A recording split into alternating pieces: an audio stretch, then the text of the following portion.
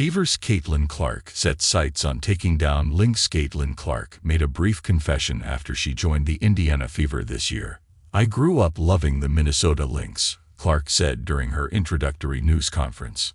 "I probably shouldn't say that anymore."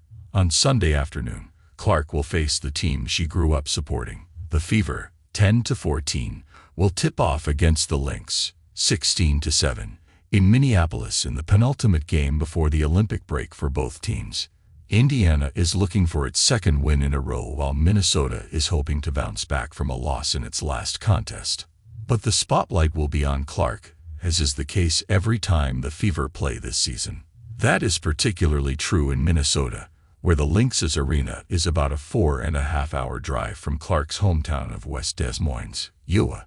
She told Bally Sports North that the Target Center was where she saw her first WNBA game in person. Clark traveled north to play the Minnesota Golden Gophers when she was a star player in college with the Iowa Hawkeyes.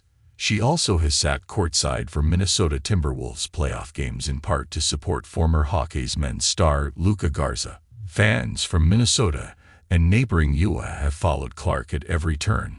The Lynx said they expect the largest crowd in franchise history on Sunday afternoon, with close to 19,000 fans in attendance. The rookie sensation will try to lead Indiana to its third win in the past 4 games. Clark is averaging 16.8 points, 7.8 assists, and 5.9 rebounds to go along with a team-high 1.5 steals per game. In the Fever's last game, a 95-86 win over the Phoenix Mercury, Clark finished with 20 points, 13 assists, and 6 rebounds. Teammates praised her passing ability. "One thing I can appreciate about Caitlin is her vision and her ability to get the ball up the floor," said Kelsey Mitchell, who finished with a team-high 28 points. "You don't see it a lot, so I can appreciate it because I can utilize something I'm pretty decent at, and that's running. So if I'm open and I feel like I'm in a position to assist her or her assist me, I feel like we play really good basketball that way." The Lynx would love to welcome back their best player, Napheesa Collier, who has missed the past 3 games because of a foot injury. Her status for Sunday's game is uncertain. Minus Collier, Kayla McBride led the Lynx with 27 points in a 91-63 setback to the Seattle Storm on Friday.